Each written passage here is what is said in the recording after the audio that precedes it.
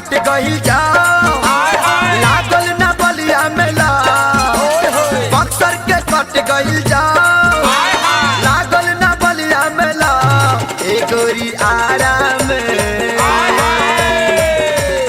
ए गोरी आराम कराई ले हलवा के नाम छाओ ए गोरी आराम कराई ले हलवा के नाम छाओ बक्सर के कट गइल जाओ लागल न बलिया मेला बक्सर के कट गइल जाओ लागल न बलिया मेला ए जाने आराम ए गोरी आराम कराई ले हलवा के नाम छाओ ए गोरी आराम कराई ले हलवा के नाम छाओ।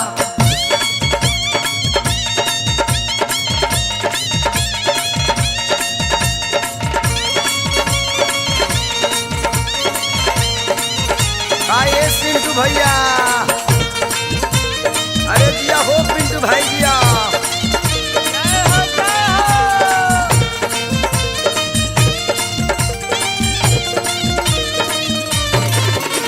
अरे दिया हो मनोज भाई भाई भाई देखा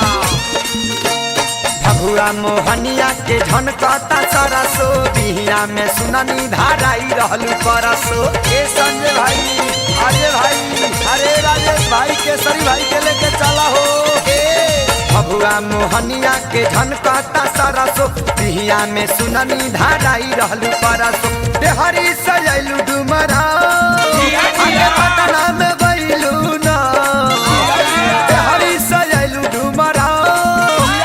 पटना में गइलू ना ए गोरी आराम ए गोरी आराम कराई ले हलवा के नाम छाओ ए गोरी आराम कराई ले हलवा के नाम छाओ। अरे दिया हो मोती भाई दिया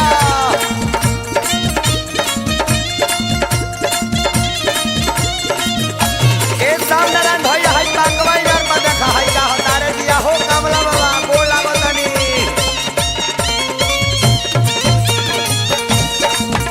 हाय हाय हाय हाय सोनपुर हाजीपुर गइलू मोतिहारी छापारा में दिहलू तू नथिया उतारी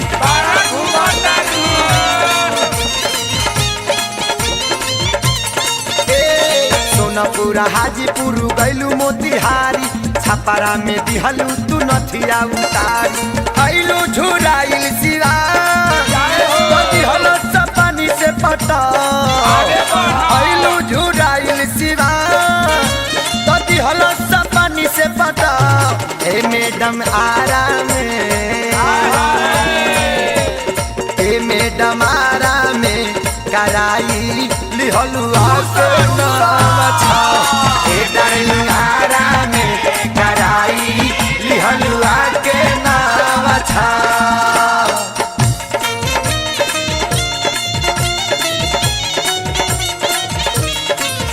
अरे आ जाई है काहे घबरा तारू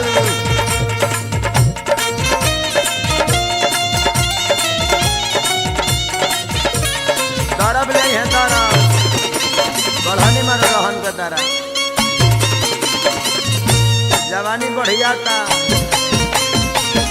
नारायणी के बांधपुर का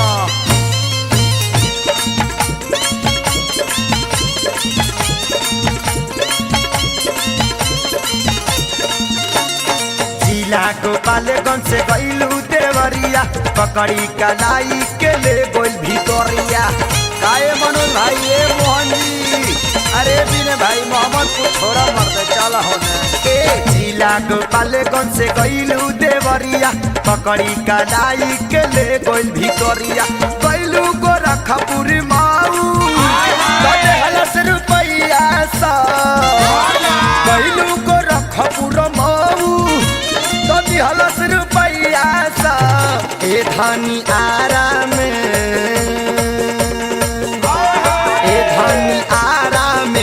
कराई लिहलुआ के नवा छा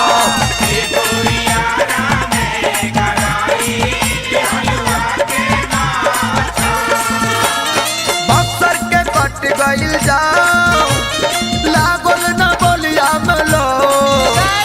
बक्सर के कट गइल जाओ लागल न बोलिया मलो ए जान मारा में कराई लिहलु तू तनावा छा ए जान मारा